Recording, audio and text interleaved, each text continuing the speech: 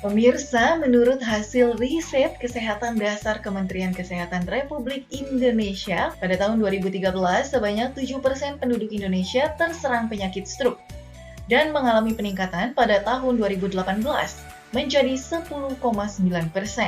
Menakutkan bukan?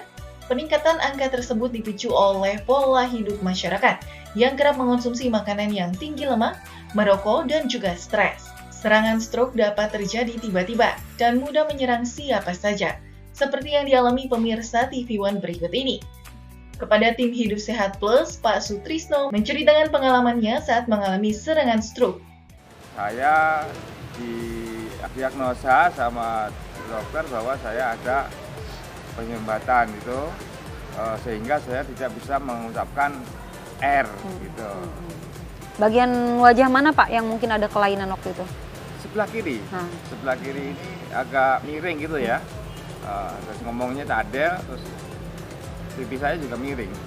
Sampai sekarang masih berasa atau seperti apa? Cadelnya masih ada, mungkin masih 90% lah. Yang tadinya nggak bisa getar sama sekali, sekarang R udah bisa. Tadinya ngomongnya itu pokoknya susah lah gitu. Jadi kasus yang dialami oleh Bapak Sutrisno ini merupakan kasus stroke, karena kasus ini muncul secara tiba-tiba. Kemudian kasus stroke yang dialami oleh beliau adalah kasus stroke sumbatan, yang pada kasus ini adalah berakibat adanya kelemahan anggota gerak kanan, wajah menjadi asimetris, dan terjadi gangguan bicara. Sesuai dengan tanda-tanda stroke, yaitu kita bisa membahas adalah asimetris wajah, gangguan lengan dan kaki, bisa berupa kelemahan atau kesemutan, lalu bicara. Bicara ini bisa menjadi cadel atau bisa menjadi tidak sinkron antara yang ada di pikiran dengan apa yang diucapkan. Nah, kasus Pak Sutrisno ini memang secara fisik beliau tidak terlihat seperti orang sakit ya, tapi kasus ini ternyata beliau mengalami hipertensi yang sudah cukup lama. Nah, hipertensi yang sudah cukup lama ini merupakan pemicu terjadinya serangan stroke untuk kasus beliau. Bila darah tinggi menjadi pemicu Sutrisno terserang stroke, adakah faktor lain yang dapat meningkatkan faktor risiko stroke? Di segmen kali ini, Hidup Sehat Plus akan membahas beragam mitos dan fakta tentang penyakit stroke di masyarakat. Simak informasinya bersama Dr. Ziki Yombana, spesialis saraf berikut ini. Fakta mitos pertama, katanya ketika penglihatan Anda kabur adalah tanda serangan stroke. Benarkah? Fakta. Jadi memang ada beberapa kasus serangan stroke yang mengenai pusat penglihatan atau bisa juga mengenai jaras saraf penglihatan, sehingga stroke tidak hanya menyebabkan kelumpuhan sisi tangan atau kaki, tapi bisa juga memberikan tanda-tanda gangguan penglihatan. Pernahkah Anda saat bangun tidur kehilangan keseimbangan dan merasa lingkungan di sekitar terasa berputar? Jika hal tersebut terjadi berulang kali, ada baiknya Anda melakukan pemeriksaan ke dokter, karena bisa saja Anda mengalami vertigo. Vertigo sendiri merupakan kondisi adanya gangguan pada saraf, dan jika tidak ditangani dengan tepat, aliran oksigen ke otak dapat terhambat dan menyebabkan penyakit serius. Mitosnya vertigo adalah tanda dari serangan stroke. Benarkah? Itu adalah fakta. Memang beberapa kasus vertigo merupakan salah satu tanda dari serangan stroke. Karena kenapa? Karena di sini stroke mengenai otak dan otak kecil. Nah, vertigo yang terjadi pada orang yang mengalami stroke disebabkan karena adanya gangguan di otak kecil tersebut. Jadi, memang betul, vertigo bisa merupakan salah satu tanda dari serangan stroke. Penyakit stroke memang menjadi momok menakutkan bagi setiap orang. Terjadinya penyumbatan berakibat pada penyempitan atau pecahnya pembuluh darah di otak. Mitosnya serangan stroke dapat menyebabkan kematian. Itu fakta atau mitos? Itu adalah fakta. Karena per definisi, memang serangan stroke dapat berkaitan dengan kematian, selain menyebabkan kecacatan. Itu juga tergantung daerah mana yang terkena dan seberapa luas area otak yang terkena serangan stroke tersebut. Padatnya aktivitas tak jarang membuat kita lupa untuk mengistirahatkan tubuh dan juga berolahraga.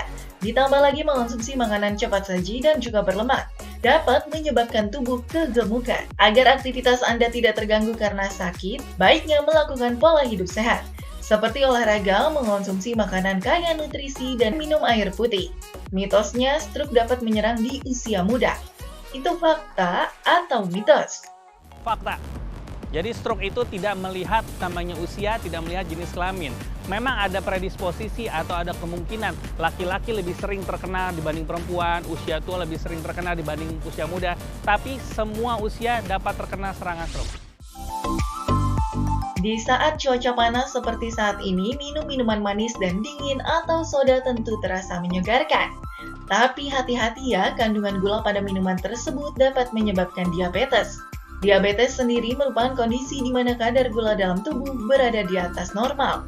Dan jika tidak diobati dengan tepat, dapat menimbulkan komplikasi yang berujung pada penyakit serius.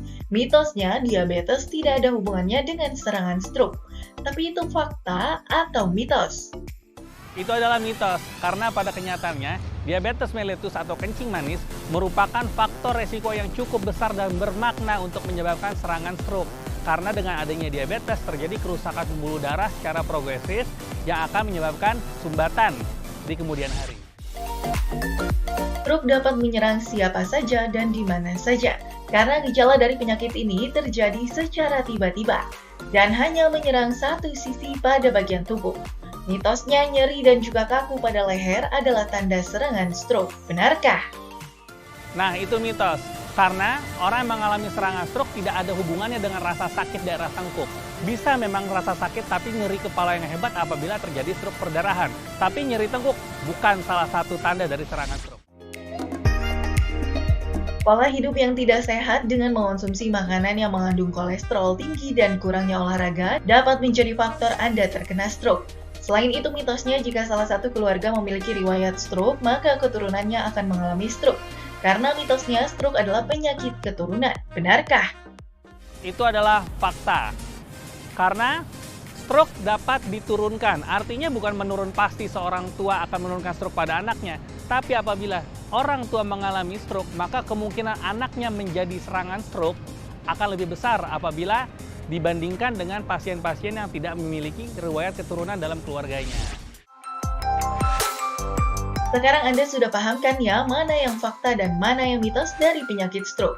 Mau tetap sehat dan terhindar dari penyakit stroke? Simak tipsnya dari Dr. Ziki Yombana berikut ini.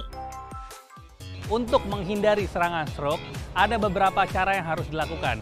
Yang pertama adalah kita harus menghindari faktor resiko tersebut.